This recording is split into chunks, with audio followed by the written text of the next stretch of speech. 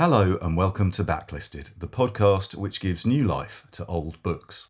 The book featured on today's show is The Hearing Trumpet by Leonora Carrington, first published, sort of, in 1976 in both the UK and the US.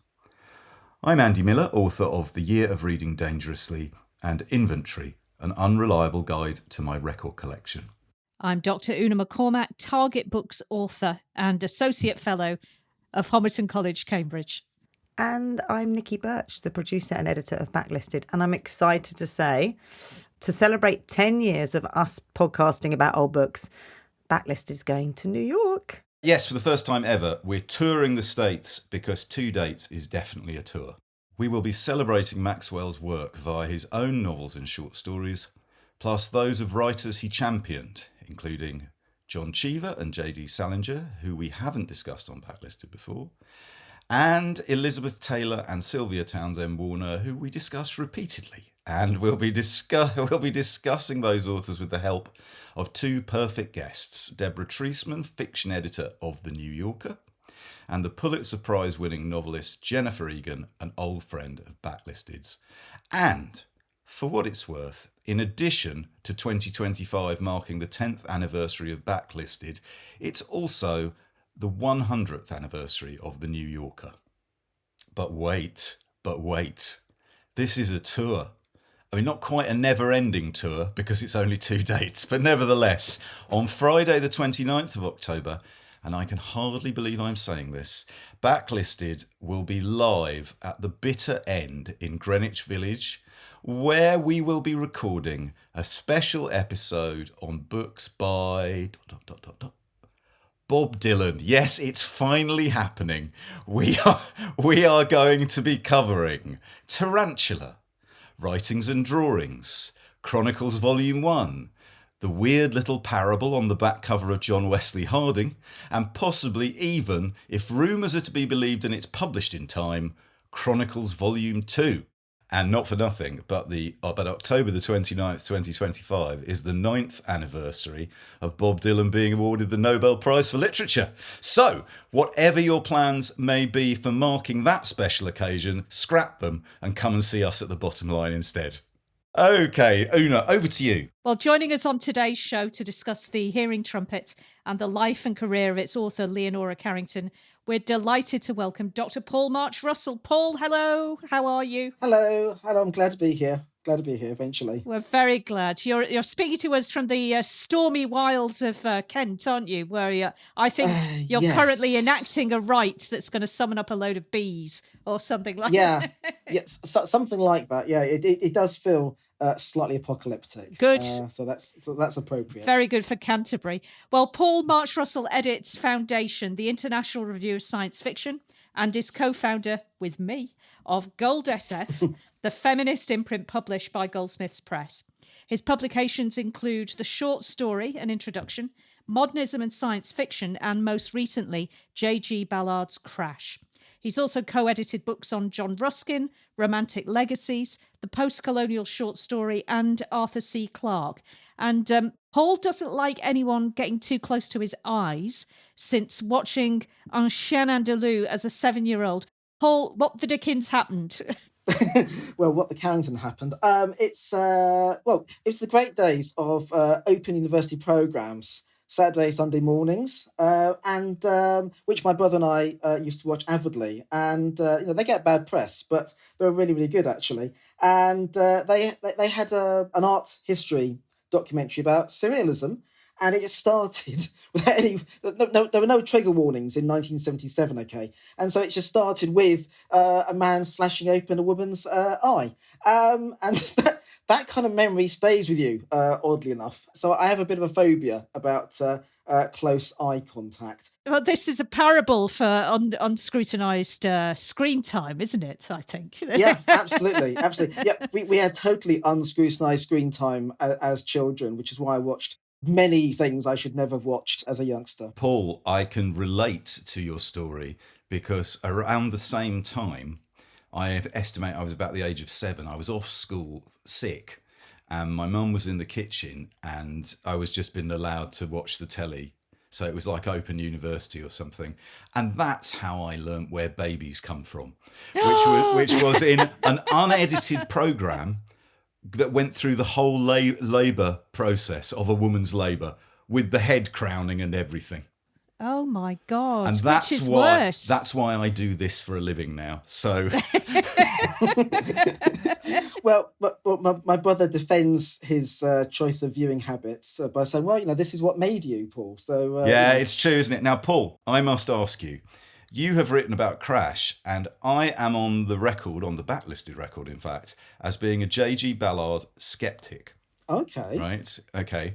Now we are going to be talking about surrealists and surrealism today. So if I were to adapt my thinking, tweak my way of thinking about Ballard and think of him as a surrealist, would I then be able to read him? And his horrible prose, would it kind of come into focus for me if I thought of him as a surrealist? Actually, and if you link him to horrible prose, actually, yes. There's a lot of debate about Crash in terms of like its unreadability, and a lot of it actually comes down to the fact that what Ballard does in Crash is to adapt a surrealist technique, which is specific to, oddly enough, to British surrealism rather than French, which is the use of the litany as a way of kind of linking together seemingly incongruous elements. So the most famous example of that in literature is actually David Gascoigne's "And the Seventh Dream is the Dream of Isis," poem from 1933. And it's that technique that Ballard uses. It does mean that on the one hand, you can think of Ballard as the most saintly figure. He's a profound, sacred figure. On the other hand, you could regard him as being utterly boring and tedious, which is the other meaning of a litany. You can have it both ways.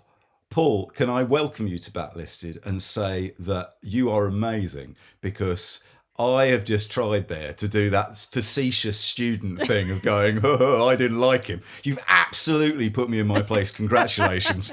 Yeah. Well done, Paul. Thank you. Experience. But also though, in my defence, I was right, wasn't I, Paul? You are right. Yeah, I don't mind people not liking Ballard. I can absolutely see why they don't like him. On the other hand, I do think Crash is an extraordinary work. Although having said that, extremely traumatic to write about if you spend your time closely reading it. So yeah, I've read Crash, and actually I preferred Crash to the book we featured on the podcast. We did Cocaine Nights, which I did not vibe with. So there we are. Well, that's laid that ghost to rest 8 years later. You can now read Ballard in good conscience. Oh, great. Well, the Hearing Trumpet, which is in fact what we're here to talk about today, recounts the story of 92-year-old Marion Leatherby, who lives in Mexico with her son Galahad and his wife Muriel and their motorcycle riding son Robert. After being given a hearing trumpet by her friend Carmela, Marion accidentally discovers that her family is conspiring to pack her off to an institution. She ends up in, a surreal retirement home run by a Dr. and Mrs. Gambit, not from the New Avengers, where bizarre rituals are enacted and the occult forms part of the healthcare plan. We should sell that to the NHS. In the words of one commentator, murder and mystery, cross-dressing, hunger strikes, rebellion, midnight dancing and revelries, poetic riddles, and the spectre of a looming frozen apocalypse are only a few of the smorgasbord of ingredients that spice up everyday life at this old people's home. So relatable. The novel explores themes of aging, institutionalization, female power and mythology, and the transformative nature of the imagination. Plus, the ending is so surreal that it is spoiler-proof, so it might come up and you won't be able to tell. Yeah, that's indeed. Right. Well, not unlike Leonora Carrington herself, the history of the hearing trumpet spans continents, decades, and a chronology that confirms that time is not, in fact, a straight line. There is some confusion over when the novel was written and in which language. Art historian Susan Aberth believes Carrington completed the Hearing Trumpet in 1950, but there is evidence to suggest the author began writing the novel more than a decade earlier in the late 1930s. It was first published in a French translation in 1974 as Le Cornet Acoustique, before appearing in an English edition 2 years later. Fascinatingly, for a novel she may have written in her 20s, Leonora Carrington lived long enough to become synonymous with its nonagenarian heroine, which may in turn have become part of the book's latter-day appeal. It was republished by Penguin Modern Classics in 2005, when Carrington was still alive, and, by the way, on the jacket copy of the Penguin edition here, they claim it was written in the 1960s, so God only knows which one is right, and in the US as part of the NYRB Classics range in 2021. NYRB have also made her remarkable memoir, Down Below, available again, and just now in July 2025, Carrington's first novel, The Stone Door.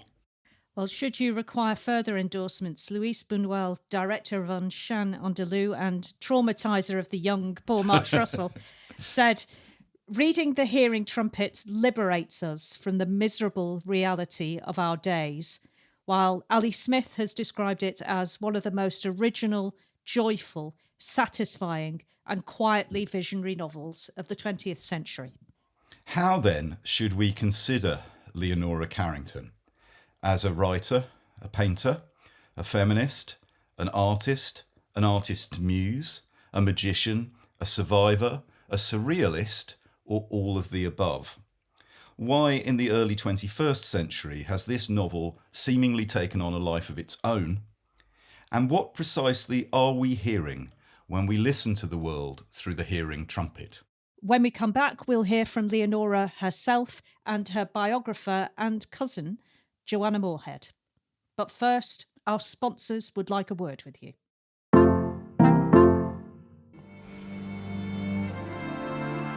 Okay, I think it's working. Will you say something into this and see if I can...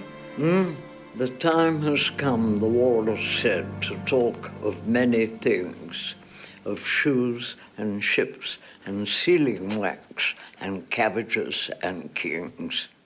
Lancashire born, Lancashire bred, strong in the arm and weak in the head. I had 3 brothers, all bigger than me and stronger than me, and they used to throw stones at me. I remember that. We were given champagne, and Max put his fingers to take the bubbles out, so I copied him. He was very easy, Max, and I liked him because it was a wonderful new world for me. She went to see her father in Lancashire and she told him that she was going to move to Paris to live with Max Ernst and, most importantly, to be an artist herself. And her father was incandescent. I mean, he was furious that she was going off with Max Ernst, and he also was extremely unhappy that she was going off to try and make a life for herself as an artist. And he told her that she would die penniless and in a garret, because that was what happened to all artists. She suddenly found herself in the cafes in Paris with people like André Breton and Picasso. I met Picasso. What he liked doing was reading other people's letters that he found at my place. He did it openly, laughing. Salvador Dali, Joan Miro. He asked me how old I was. I was very young. He wanted me to buy him cigarettes. And what did you do? Nothing. He wanted to send me and I refused. It was a terribly exciting moment to be in Paris. Paris was the centre of the art world at the time. The surrealists in Paris clearly didn't see women as their equals. They ignored me, I think. Women can't paint according to my earlier time. What can you say? Bullshit, huh? Bullshit. That's a favourite thing that we say in Lancashire to surrealist painters. Paul, where and when did you first encounter the hearing trumpet? Well, the hearing trumpets I probably came to slightly later, actually, probably more in the 2010s, actually. But I first read Leonora Carrington in the early 1990s, so when I was a MA student. And it was interesting, 2 anthologies. One which is quite famous, Wicked Girls and Wayward Women by Angela Carter, which featured her short story, The Debutante. And the other one, which actually is a less well-known anthology, but actually an incredibly important anthology for the early 90s, That Kind of Woman, edited by Bronte Adams and Trudy Tate, which is a really essential anthology of women's modernist short fiction. And they included the short story Pigeon Fly, which is a very important story because it's a story where, in a sense, Carrington is critiquing her relationship with Ernst. So that was my starting point. We mentioned Ballard a moment ago, though, but the name Leonora Chanel turns up one of Ballard's short stories in Vermilion Sands, which I read like as a 13-year-old. And I suspect that might be actually my first inkling of Leonora Carrington's kind of ghostly presence. But the Hearing Trumpet, I definitely came to more the 2010s, I think, actually. How about you, Andy? Was it the writing or the art? It was the art. I find Leonora Carrington a really interesting figure. Just after I moved to London in late 1991, I went to, it's probably the very first art exhibition I went to when I was living in London. And it was at the Serpentine Gallery in Hyde Park. And it was a retrospective of the work of Leonora Carrington. And it was then the first retrospective in Britain that had ever taken place. And also, I believe, one of the only retrospectives in Europe. And I didn't even know that she had books out or was a published writer. I think I may have learnt that as a result of going to the exhibition. And from what I remember, the exhibition was very striking and it got quite a lot of publicity at the time. And since then, it seems a weird thing to say, doesn't it? But obviously, she still had 20 years of her life to run then. She was 70, or mid-70s. She didn't die until 2011. And so I followed her. It seems a funny thing to say. I followed her career with interest since 1991, in as much as I'm old enough and I've lived long enough to see, first of all, her literary reputation grow from almost nothing to the point where the Hearing Trumpet is probably one of the most popular Penguin Modern Classics of the last 10 years. But also the art, Paul, right? There was a painting of Leonora Carrington's that recently, last year I believe, sold in New York for $28.5 million. The last time that painting sold, which was 30 years ago, it sold for $450,000. So it has increased in value, or at least partly because the gentleman who paid $28.5 million was the underbidder 30 years ago. But nevertheless, I feel I've lived long enough, as in the case with the British pop art painter and collagist Pauline Boty, to see their reputations go from almost nothing to outstrip their male counterparts in whatever movement they were part of.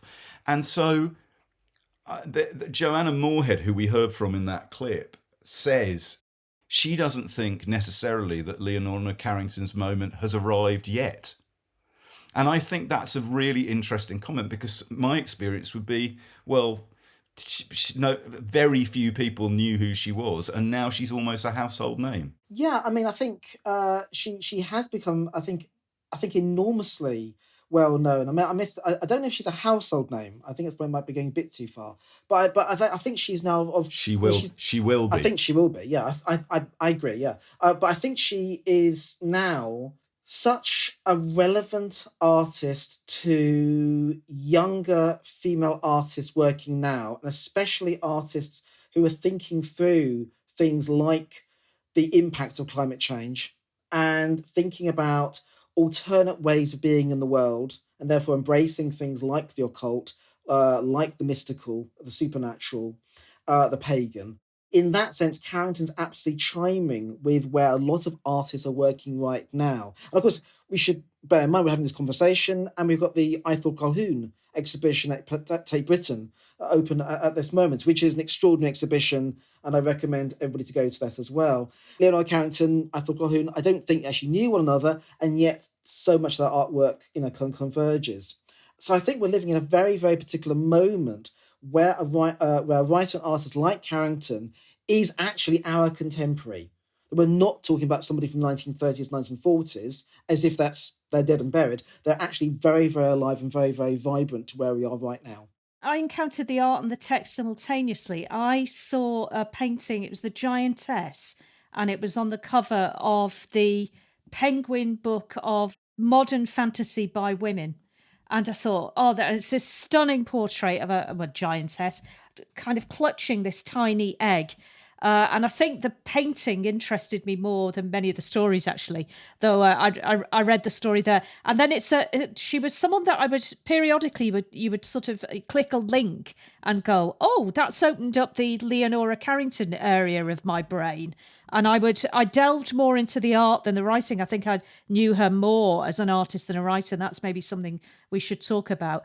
To the extent that I based some monsters in one of my Doctor Who novels on some of her sculptures. So, Oh, brilliant. yeah. I kind of got these Very good. lovely dark sculptures with sort of curved heads and horns. But What was that novel called? it's called All Flesh is Grass. And that's grass because I am not from Doctor Lancashire. Who and Not all Doctor flesh Who is and All grass. Flesh. Doctor Who and the Leonora Carrington sculptures. So Yeah, and okay, this yeah. question, I think, of where her reputation sits, whether she would be better known as artist or writer, and how we might sort of tease that apart. I was in Waterstones the other day, and there's the novella shelf, and there was the Hearing Trumpet. So, Paul, I'd be interested to hear what you think, where that reputation lies, and how we might connect the art to the writing. Yeah, I mean, I would say first and foremost, she is an artist. I feel, but that's not to suggest that the writing is somehow a sideline, some kind of miscellaneous thing on the borderlines for artwork. I think it's absolutely integral to artwork. I mean, thinking about her short stories for a moment, before we look at the Hearing Trumpet in more detail, but the short stories were originally published in French with illustrations by Max Ernst. What that suggests is not only the closeness of their relationship, so in around about 1938, 39, but it also emphasises the closeness between text and image in Carrington's work. So I don't see her short stories or her longer pieces as being supplementary, miscellaneous. I think they're integral, but they are all feeding into the art. And we may say this later, but Carrington used to get very angry about people who just would obsess about a relationship with Ernst. She would say, hold a minute, I've been living another, 50, 60 years after Ernst. I've produced all this work. The greater significance of Carrington comes post-1945. There seems to be a consensus that the art gets this great kind of expansion and flowering after the war, isn't it? When she becomes a mother, that there's a sort of explosion of her art. I want to dig a little into we alluded to it at the start, this sort of hazy genesis of the novel, and when it was written and how it was written. And does it go back as early as the 30s, Paul? Do we know it's that? Well, I think as Andy rightly said, I mean, there was an awfully kind of vague origin story about this. It may well be the late 1930s, early 40s. Certainly, we tend to think now it's more the early 1950s. But reading the text, there is an allusion to the invasion of Hungary, which is obviously 56. And we had to mention that it was a novel in the 1960s. I suspect that this is a book that Carrington was coming back to and rewriting and revising over a very, very lengthy time. I think it may not have taken its final form until the early 1960s, I feel. In which case, and this is totally speculative on my part, I'm not making any direct connection, she would be completing this in or around the same time that Rachel Carson would have been writing Silent Spring. I think if you think on those lines, this is a book which is kind of crossing the borderlines from 30s, 40s through to the early 60s and seeing these kind of connections in terms of development about women's autonomy, about motherhood, about ecofeminism and its beginnings in Carson, and of course the whole spectre of the nuclear arms race. I wasn't being entirely whimsical when I was saying the whole story around this book proves that time isn't a straight line. I don't believe, as a writer myself, reading this book, that some elements of that book are not based on one of the defining events of her life, her incarceration in the mental institution, which we'll come on and talk about. And that suggests that even if she did start it in the 1930s, She may have revised it to turn it. I read it as almost like a fable version of those events. The other thing that strikes me as totally fascinating about how this book is in a sense, of this moment, Paul, as you suggest, but untethered from it simultaneously, is the way that the first time I read The Hearing Trumpet, I assumed incorrectly that the author was an elderly woman expressing an informed perspective, albeit a fantastical one, of what it was like to be an elderly woman.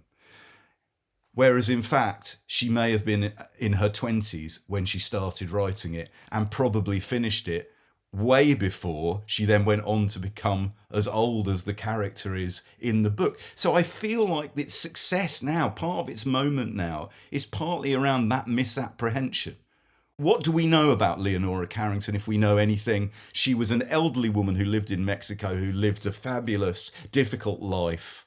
And here's a novel about an elderly woman who's lived a fantastic and difficult life. And the roots of it are in that incarceration in the early 30s. So and also the sense that she is, as an artist is in the true sense, whatever she turns her hand to, she does so artistically, right? So I agree with you, Paul. The writing is not her dominant mode, but is still very important to her work as a whole. Yeah, the other thing I'd add to that is that, yes, obviously Marianne has a family and so on, so she's not exactly a spinster figure, but I certainly read this novel alongside something like, I mean, we mentioned Sylvia Townsend-Warner once before, but hey, Lolly Willows. Yes, comes to my mind, actually. I've got it on my notes Mine here. too. Yeah, it's a clean sweep for Lolly Willows. But if she did start writing it in the 30s, then the best-selling Lolly Willows in the States could be read as this novel, The Hearing Trumpet, is a subversion of that, right? Fascinating. when is Ice published? Is that Anna Kavan?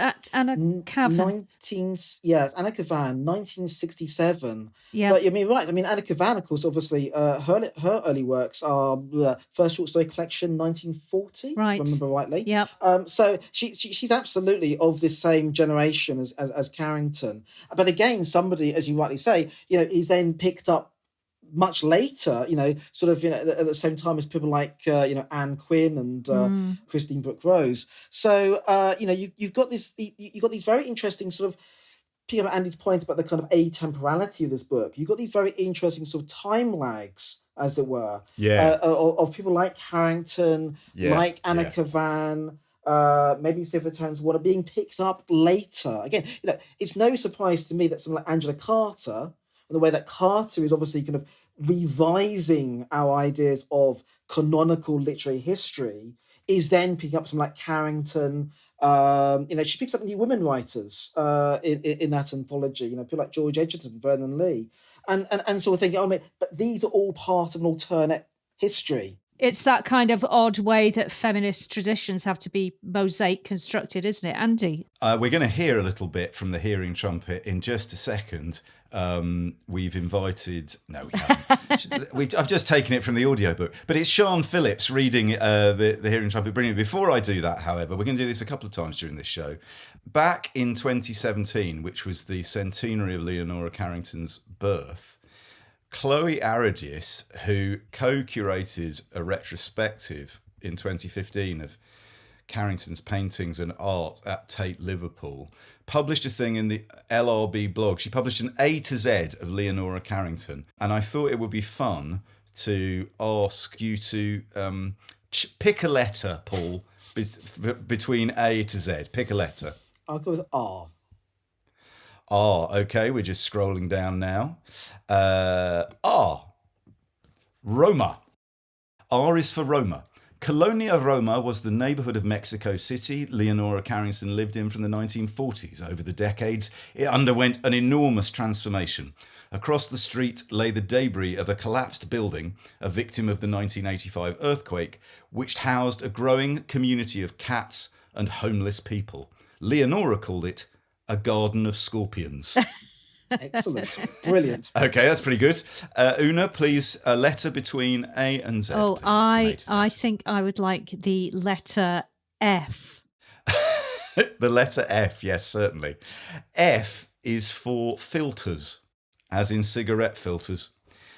Until her final days, Leonora smoked. Her choice of cigarette varied, but she always attached them to short plastic filters, which she would clean and reuse. There we go. This is gold. Can I pick one? Yeah, all right then. I'm going to pick U. Yeah. U is for University of Contraception. Leonora would often complain there were too many people in the world and wished they would establish such a university.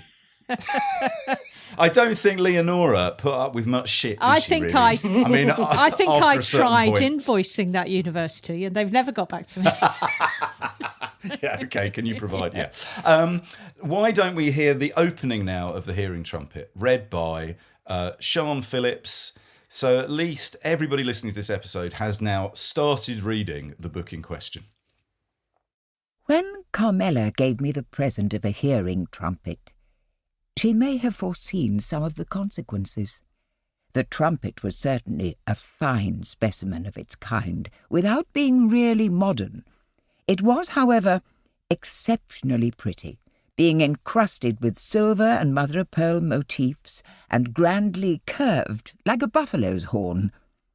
The aesthetic presence of this object was not its only quality. The hearing trumpet magnified sound to such a degree that ordinary conversation became quite audible even to my ears. Here I must say that all my senses are by no means impaired by age. My sight is still excellent, although I use spectacles for reading, when I read, which I practically never do. True, rheumatics have bent my skeleton somewhat.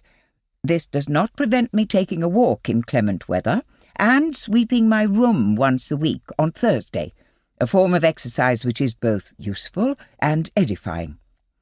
Here I may add that I consider that I am still a useful member of society, and I believe still capable of being pleasant and amusing when the occasion seems fit.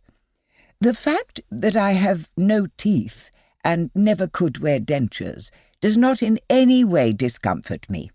I don't have to bite anybody, and there are all sorts of soft, edible foods easy to procure and digestible to the stomach. Mashed vegetables, chocolate, and bread dipped in warm water make the base of my simple diet. I never eat meat, as I think it is wrong to deprive animals of their life when they are so difficult to chew anyway.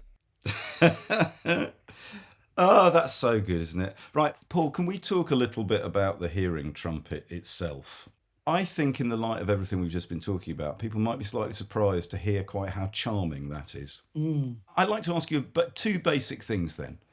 Describe for us the narrative voice and what is the symbolic purpose of the hearing trumpet? She's given a hearing trumpet, okay. We're going to take that at face value for the time being. So, tone and hardware, please. Tone and hardware. I mean, in terms of tone, it's definitely charming. That is the word you used. And there's a lovely kind of quizzical quality about it. I think quizzical is the word I'm going to go for the tone. Almost a kind of sort of literalism you find in fairy tales. Fairy tales played a huge part in Carrington's imagination. You know, I mean, the most absurdist fairy tales actually you can find are the ones by Alexander Vanyasev, the Russian folk collector. And there you have, dragons riding on horses, because obviously that's how dragons, get about. They don't bother with their wings. And it's that kind of strange kind of deadpan literalism, and the way in which this narrative voice is constantly open to the world and the world of experiences and the world of sensations, and it doesn't prejudge any of those experiences or sensations. So I think I think those are the kinds of words I want to use with that narrative voice. And I think also in terms of the hardware, I mean, it then leads into the idea of the hearing trumpet, and I'm probably going to get Una's point on this view as well, actually. But I think that, the hearing trumpet, obviously, plot device. It allows Marion to overhear her family's machinations of, pushing away off into this horrible kind of care home. But then there's other weird things happen, like that she can hear Dr. Gambit's voice without using the hearing trumpet. So actually, from a kind of purely plot device, it doesn't really work as such. She shows a healthy disregard for narrative convention. Yes, exactly. I believe is what we're. I think ultimately, I think of the hearing trumpet as really kind of that it's the last trump. Actually, it's the apocalyptic, sort of inauguration of the end of the world. Oh, I see what you mean. So we could see the trumpet as not merely something we listen through, but something we blow into, or somebody blows into in order to sound the apocalypse. Yeah. I like that. That's good. Yes, I think it's that. And I think also it's that sense of that she doesn't just hear other people's voices. I think also in the sense that Marion is actually, it's almost like a sort of internalized trumpet. She's actually beginning to actually listen to herself and actually come to an appreciation of actually who she is in the world. And hearing the truth underneath the lies that people are telling her, we're not packing you off to an institution. We found this wonderful place where you're going to be very happy and with people your own age. It's that she's that's it. I mean, my mind always strays to Tolkien, but the ring of invisibility confers kind of the ability to just sneak up on people and hear what they're saying about you, doesn't it? Yeah. Yes. So there's an aspect of that. Thinking about her tone of voice and what you're saying there, the word that came to mind was almost ingenue. There's something, and it goes back to what I think we were saying about it simultaneously being a young woman and an old woman happening at once. Andy, you had a really interesting phrase that someone reading the novel for the first time said to you. Yeah. Yes, a friend of mine said, "Oh yeah, The Hearing Trumpet. It's a coming-of-age novel for women who are dying," which I thought was brilliant. Yeah, actually, yeah. That idea of Marion Weatherby kind of being simultaneously a girl, like Leonora Carrington could remember being relatively recently, but also this kind of Dante-esque figure. Dante is a 92-year-old woman with a hearing aid. It's heading into the underworld. I think that what we were talking about earlier, that atemporality, that's all part of the same thing, isn't it? It's this sense of artists are self-defining creatures. And that, I think, is one of the attributes of Leonora Carrington's career and life and this novel. Marion Weatherby is whoever she says she is. The other comparison I would make in terms of the voice is Alice in Wonderland. There's very much a kind of Alice-like voice there in terms of, now I'm bigger, now I'm smaller. I'll go along with it, whatever happens. Yeah, again, that's that I think that idea of the ingenue that Una mentions, I think is part of that. But I do love the idea a coming-of-age novel for those on the point of dying. I think is a wonderful way of expressing it. Absolutely brilliant. Yeah. I've got the jacket copy here, Una. Shall I? Go for it. Imagine you're sitting in the Routledge Keegan and Paul marketing department in 1976, and this manuscript of the French novel plops onto your desk, and they say, "Okay, knock up a quick blurb that's going to sell this to W.H. Smith stations." This is what they came up with.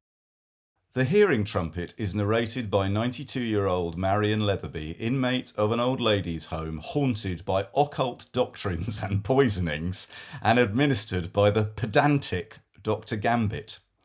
Here Marion discovers the secret of the leering abbess and the Holy Grail, and one of the old ladies is accidentally killed. It's a very literal relating of what happens in the novel, isn't it? When the women rise up in a feminist cabal to save themselves from their protectors, they unwittingly set off an upheaval of cosmic proportions. Now that is on the table next to Leslie Thomas, so that's pretty good going. Already, before its first official publication in Britain, The Hearing Trumpet enjoys the reputation of an underground classic. First written by the author and painter Leonora Carrington in the early 1960s, Its existence seemed destined to remain unknown to all but a small group of friends and admirers when the original manuscript was lost shortly after completion. Luckily, a rough draft was uncovered in 1973 and the author was prevailed upon to rework it for publication in French translation. When Le Cornet Acoustique appeared in France in 1974, it was universally acclaimed as a classic of fantastic literature. Marion and her hearing trumpet have been likened to, get ready, Alice and her looking glass, and Louis Buñuel has said, I really hope some kid in England is traumatised forever by seeing an eye cut up. Oh no, he says reading the hearing trumpet liberates us from the miserable reality of our days. First of all then, panel, what do we think of that as a piece of jacket copy? Paul? I'd definitely snap it up, I have to say. It's great. You can probably see they're kind of struggling to sort of encapsulate this text, this book, and I think that's the thing. I mean, I think we're talking earlier about why is it that Carrington is being taken up now as opposed to for 50, 60 years ago. And I think actually he's just trying to categorise this thing. Where the hell do you position this on the bookshelf? It's no surprise it's published in France. I think that the trigger phrase for me is feminist cabal. I mean, I'm in on that one. Yeah. So Andy, go on. Una, I think I'll ask you first. We were talking earlier about, let's pretend we don't know all the biography about Leonora Carrington. Let's pretend we don't know that she's a painter, that we don't know that she has a history of surrealism. Let's apply some good old, at university in the 1980s, death of the author theory to this novel. What on earth would we make of this novel if we didn't understand it as the product of a very specific vision from a very specific artist? My first encounter, this was earlier this year, is baffling, bewildering, beguiling, that I can't believe how funny it is. And then as it gradually, it folds in and nests in, and there are stories and letters. And then at the end, you realise that little throwaways are getting connected up. It's not just free association. It's dipping into her subconscious and dipping, as I think we've discussed, into her own personal myths. But something crafted and worked is coming out the other end. Paul, what do you think? Well, if you are taking a kind of the kind of 80s death of the author approach, you would think, oh yes, it's the Polysemius text with all of its shifting into text and so on. So actually, you probably rather like this as a piece of avant-garde literature, even if you know nothing about this author. I'm glad that we're able to acknowledge it as baffling, not because it is purely baffling, but as a reader, you've got to be open to the idea that bafflement can be intriguing rather than frustrating, right? Also, Paul, I wonder the extent to which the torrid history of how this book finally appeared in English. I mean, that detail on the jacket copy there that suggests it was sort of something she may have written earlier, lost, forgotten, remembered at somebody else's prompting, then dictated to somebody and then worked it over again. I mean, even the authorial process of it is not an Ian McEwan-like sit at the desk for 2 years and produce a well-formed novel. It's a totally chaotic, seemingly, process, and that chaos is encoded in the story itself. The other thing you've got to bear in mind in the 70s, this is the era just after B.S. Johnson's, Christy Mallory's own double entry. You have that kind of absurdist narrative, which is pushing away at the literary establishment, at what passed for fiction. At the end of the decade, because we're going to Rushdie, Midnight's Children. So in a sense, the Hearing Trumpet can be placed upon a bookshelf alongside those kinds of texts as they emerged in the mid-70s. But absolutely, that chaos is encoded in the narrative. Again, it can be frustrating to read. Frustration, as Barthes would say, is also the trigger towards, exhilaration and intrigue and, the pleasure of the text and so on. And the surprising kind of weaves and turns in it. And It depends very much, Oldham, as a reader, what you actually want to read for, what you actually get out of reading. Well, listen, we're going to take a quick break now. And when we come back, we're going to be listening to an excerpt from the Antiques Roadshow. So don't be going anywhere. See you in a minute. I know there's an artist by the name of Leonora Carrington, and that she lived in Mexico. Originally, she came from Europe, but that she came to Mexico after the Second World War. Much more than that, I don't know, except I know that she was a surrealist. Mm-hmm. Right. Well, it's a fabulous example of her work, and it really relates that personal angst that she had. Now, she painted in a variety of different mediums. This is a piece on canvas, and so it looks like it's primarily oil. Recently, her value has come up a bit because she has passed away. She died in 2011. She lived to be 94, I believe. Her works are sold mainly in Latin American sales. There's a lot of interest in those. Have you had it appraised? I have not. I do know what my parents paid for it. I believe they said they bought it somewhere around $7,000 to $10,000, which was a big price to pay for a painting. I'm sure my father had to think twice about it when he did it. Right now, I would expect an auction estimate of $200,000 to $300,000 these days. They bought well. So listen, that was a clip from the US version of Antiques Roadshow. And I've been to a recording of the Antiques Roadshow, and I can tell you the so-called expert there had been on the internet, like we all have, learning facts about Leonora Carrington before taking to the camera. But that was broadcast in 2014. And in the light of what we were talking about earlier, there's no question but that painting would be worth a lot more now. You know, his father bought it for $10,000. He estimated it was worth $200,000 11 years ago. It's got to be over $1 million. Oh, I should think so. Now, surely. hasn't it? I think there's a story in the biography where Joanna Moorhead tells Leonora that one of her paintings that she'd sold for a few thousand had just sold for over $1 million.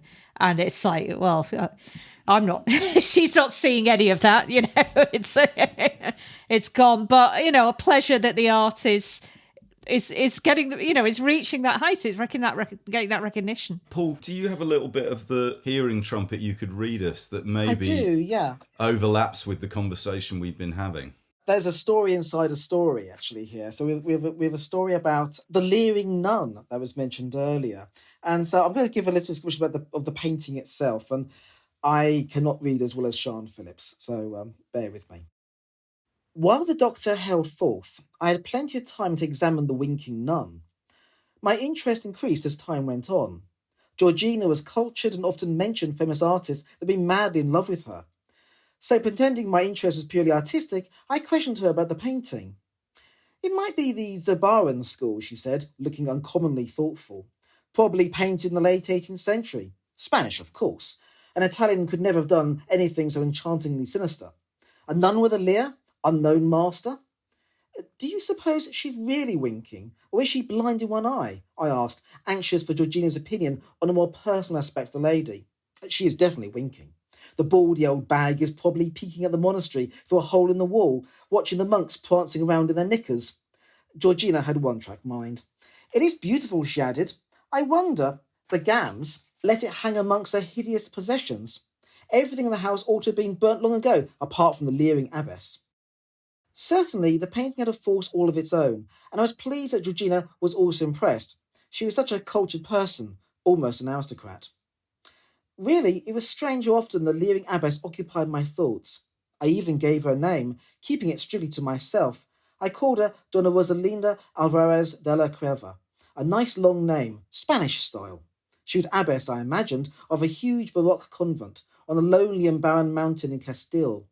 The convent was called El Convento de Santa Barbara de Tartarus, the bearded patroness of Limbo, said to play with unbaptized children in this nether region. How all these fancies occurred to me, I do not know, but they kept me amused, especially during sleepless nights. Old people do not sleep much.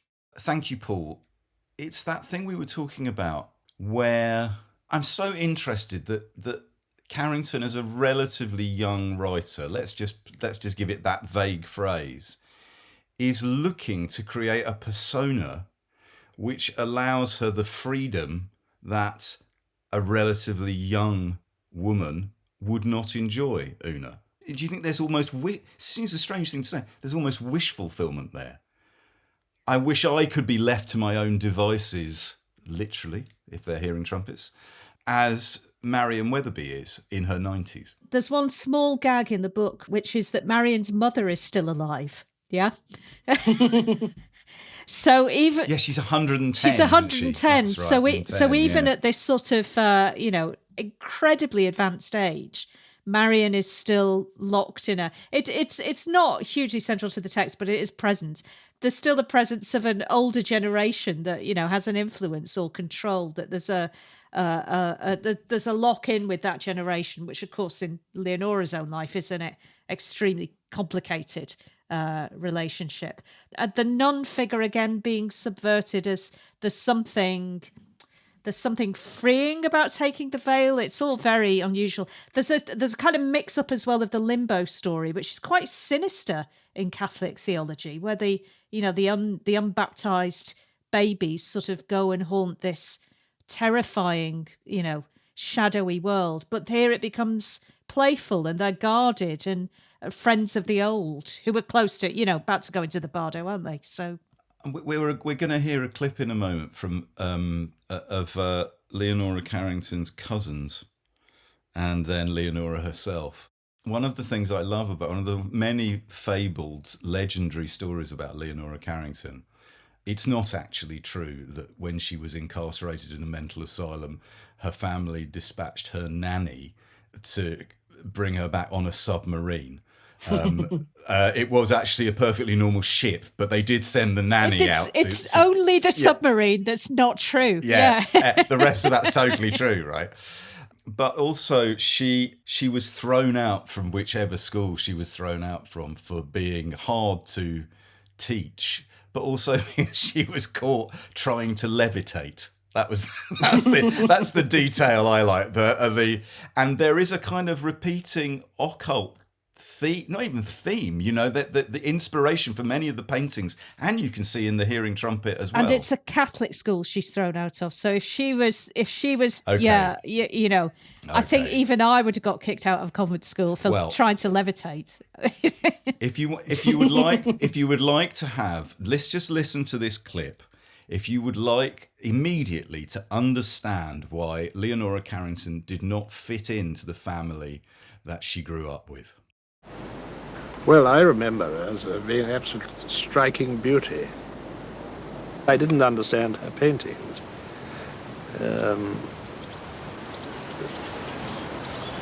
They're not really what... I suppose they're things to be admired, but I don't think really I would have ever gone out of the way to buy one. They all seem to have funny animals in them and that sort of thing, and they didn't really appeal to me. But that was the nanny, and I think she was the one who had the immense influence on them. She came, I think, from the west of Ireland, and you know what the Irish are, they're a bit, what's the word, fey, I think. She was a bit odd, I must say. And I think she had a funny way of talking. Yes. I do remember that.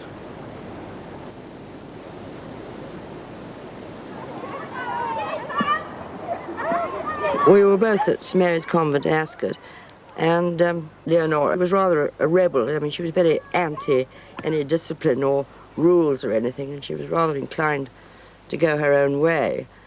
And she was rather musical as well as artistic.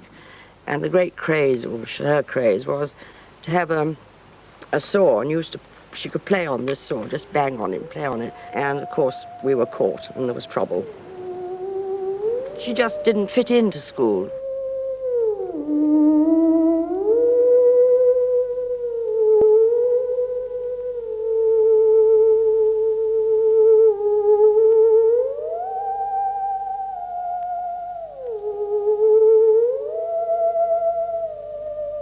I think I was mainly expelled for not collaborating. I had a kind of allergy to collaboration. And I remember I was told that apparently you don't collaborate with either games or work. That's what they put on my report. They wanted me to conform to the life of horses and hunt balls and being well considered by the local gentry, I suppose, that sort of thing. And were you supposed to go out into society? Yes, well, you know, don't you have debutantes in England still? What a marvellous thing. I didn't know. They scrapped it, did they?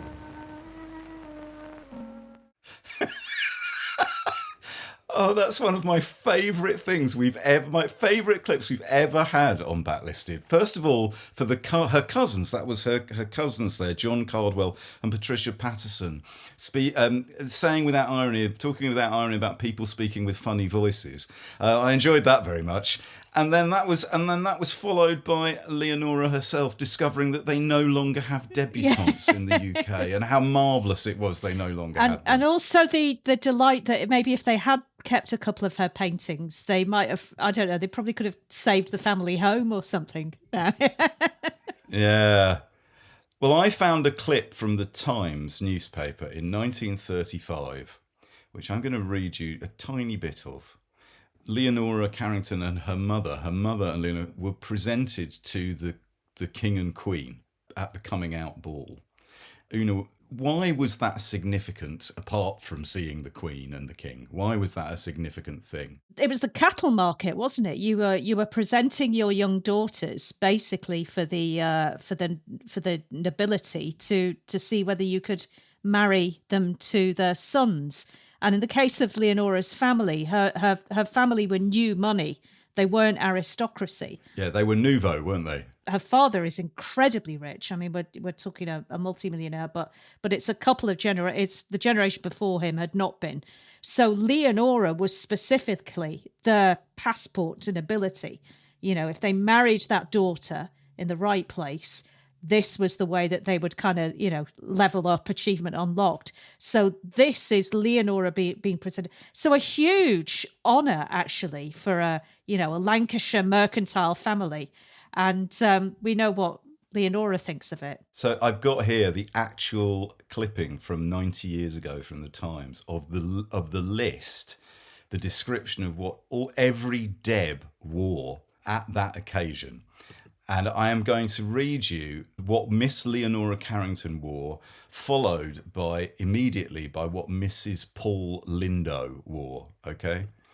So Miss Leonora Carrington wore, quote, a gown of citron satin embroidered with the reversed side of the material, a train to match, a petit point dentelle fan, Victor Steeble, 22 Bruton Street. I mean, absolute visions of Phantom Thread there, as far as I'm concerned. Meanwhile, that was relatively restrained compared with what the next young gal on the list was wearing.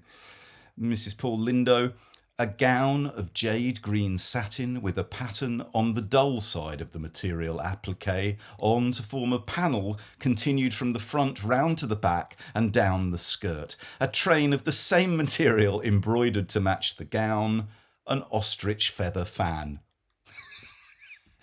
You know, this was not... This was... the reason for going into all this, Paul, is to give everyone a setting of what Leonora Carrington was rebelling against and running away from. And we should say that her rebellion is conducted at that coming out ball, because she spends most of her time sitting on a chair reading Aldous Huxley's Eyeless in Gaza. And people are scandalised, aren't they? Exactly. Well, it's a scandalous book at the time, of course, Huxley. And she has absolutely no interest of being treated to the cattle market, as Una puts it.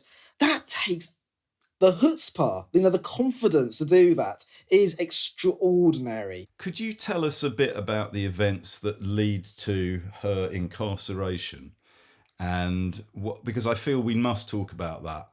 I see it in the Hearing Trumpet, and of course she wrote her memoir down below, which is extraordinary. I might read a bit from that in a minute. But could you talk us through that? As I mentioned earlier, Ernst, married man, but whisks Carrington off to Paris and then to Saint-Martin d'Ardèche in France. In 1940, Ernst has actually already been previously arrested once, But in 1940, he's arrested by the Gestapo and Carrington suffers a mental breakdown.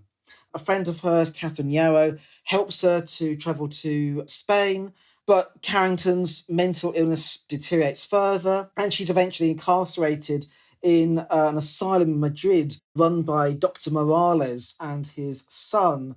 And there she is given very powerful drugs, cardiazol, which effectively induces sort of epileptic-like fits in her. So she's horribly, badly treated.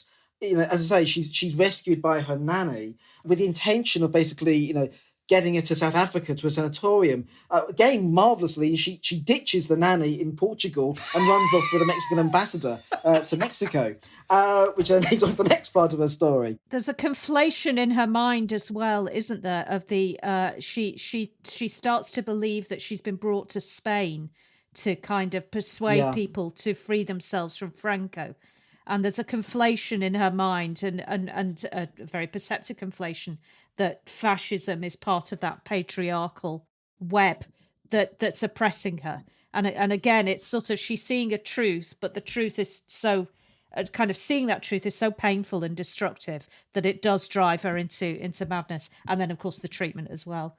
Down Below is a remarkable piece of writing, whether you see it as the work of an artist or the work of somebody bringing back information from the absolute abyss. It's structured, perhaps truthfully, as being written over the course of several days. And so she's constantly saying to the reader, I'm not sure I've got the strength to go on with this, but I must do because I think getting it down will help me get rid of it. Anyway, I'll just read a page. Wednesday, the 25th of August, 1943.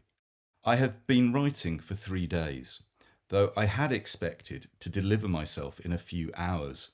This is painful, because I am living this period all over again and sleeping badly, troubled and anxious as I am about the usefulness of what I am doing.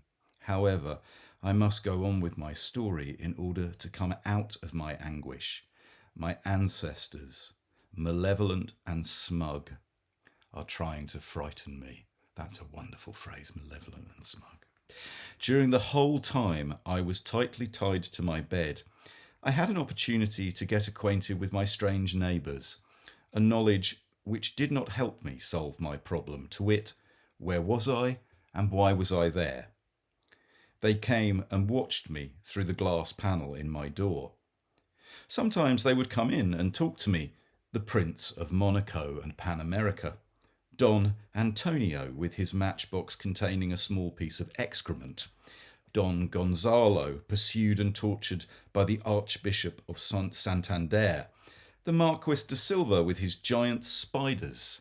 He was drying out from a heroin addiction. He was also suffering from the same injection that had been given me, though the nurses claimed the swelling came from a spider bite, who had been the intimate friend of Alfonso XIII and was also Franco's friend. The Marquis was powerful in the Requete, the Carlist party. He was very nice and gaga. Observing in those gentlemen a certain extravagance, I inferred that they were all under the hypnotic influence of Van Gent's gang, and that this place was consequently some sort of prison for those who had threatened the power of that group. Also that I, the most dangerous of all, was fated to undergo a still more terrible torture in order to be reduced better still and become like my companions in distress. I thought that the Moraleses were masters of the universe, powerful magicians who made use of their power to spread horror and terror. I knew by dint of divination that the world was congealed, that it was up to me to vanquish them and the Van Gents in order to set it in motion again. After several days of enforced immobility, I noticed that my brain was still functioning and that I was not defeated. I believed that my cerebral power was superior to my enemies. What a fascinating mixture of trauma, humour and defiance there. Paul, she required these things often in her life, didn't she? At least until she got to Mexico, but even in Mexico. Those are absolutely defining characteristics of Carrington as a person and as an artist. And actually, even in Mexico, I mean, we've got to remember that, certainly her early years, she was in deep hardship. I mean, there's a story that, that the only thing she had to eat at one point was ice cream. She is an extraordinary figure in that sense. Coming back to the asylum and the way that all then leads into the Hearing Trumpet, we have the obviously Dr. Gambit and Mrs. Gambit in the novel certainly owes a lot to the Moraleses. There's also a way in which that she's also criticising not just Franco's ultra-right regime, but also Freud. She had no interest in Freud. That you said earlier that she didn't read the Surrealist Manifesto. She was very suspicious of kind of Papa Freud. And then it's in terms of the rewriting of this text. There's also ways in which the Gambits are based upon the work of the mystic Gurdjieff. Gurdjieff had various acolytes in Mexico whose workshops Carrington attended, some of which he liked, some of which he was extremely mistrustful of. She's always very mistrustful of patriarchal men who seem to think that they have the key to all mythologies, that they have the truth, they have the absolute wisdom on all things. And she's that is going to get her back up no end. And I think you can see the Gambits as being a kind of amalgam of all those figures. Equally, the asylums also, there's echoes of, the manor house where she grew up, the convents from which she was chucked out. Yes. Institutions. Yeah, absolutely. We have to wrap up in a minute, but Una, I know you have a lovely thing that you found that we would give a different side, perhaps, of Leonora Carrington via one of her sons. One of her sons, through her husband, Cheeky Weiss, Gabriel Weiss Carrington, has written an absolutely beautiful memoir of his mother, and she was, by all accounts, just an amazing mother, extremely devoted to the boys. Particularly with Gabriel, became really a kind of artistic collaborator in many ways. They do set designs together. She is interested in his work as a kind of critic and a poet. And he has a absolutely wonderful piece at the start of the book, which I think just humanises her and gives a very different side of her. And it's to do with a painting that Max Ernst made of her when she's extremely young, called Leonora in the Morning Light. Exceptionally beautiful painting. And Gabrielle writes about it. When their relationship was at its peak, Max painted Leonora looking animated and joyful, the life pouring out of her. In the painting, she's emerging from lush, seemingly impenetrable vegetation, and she appears to move with ease. It's a scene that's always led me to ponder the enigma of both the painter and his subjects. For decades, we admired the piece of art, me and Patty, his wife, and our children, Pablo, Agatha, and Daniel. In it, Leonora inhabits a landscape that seems to belong in her. She's clad in moss, surrounded by a jungle of lianas. Years later, when Leonora was no longer with us, I was unexpectedly deprived of this painting. This situation belongs to a private part of my life. However, I not only want to record here the injury I suffered on losing a gift from my mother, but also to bid farewell to all the phantoms in that exceptional canvas, phantoms that nourished our lives, communicating their mystery to the room in which the painting hung. Before it was taken away, I used to scrutinise it, losing myself among the vines and exotic fruit depicted in its colourful threads and jewels. Clad in moss, her loose hair flying in the wind, Leonora emerges from a glittering chaos, the green vegetation mutating into animals and fruit. She's seeking something, her pale, fearless face captured by Max's brush as she sets out on some unknown quest. Leonora was not always capable of finding this intangible something, and she would sometimes fall prey to anguish, discouragement, and restlessness, feeling the impossibility of inhabiting her own body. At other times, her reward for this thirst for discovery was the paintings, sculptures, and other artistic narratives that emerge after a period of intense work, during which a lit cigarette was held perpetually between her fingers while pondering what to do next. That's beautiful. That's really beautiful.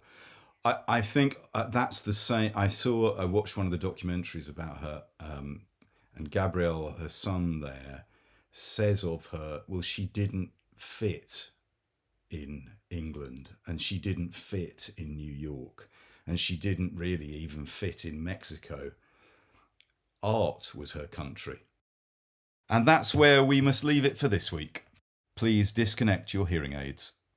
Many thanks to Paul for filling our heads with old women, mysterious books, and unicorns. And thank you to our own sonic alchemist, Nicky Birch, for turning bass metal into audio gold. If you would like show notes with clips, links, and suggestions for further reading for this show and the previous 245 episodes, please visit our website at backlisted.fm.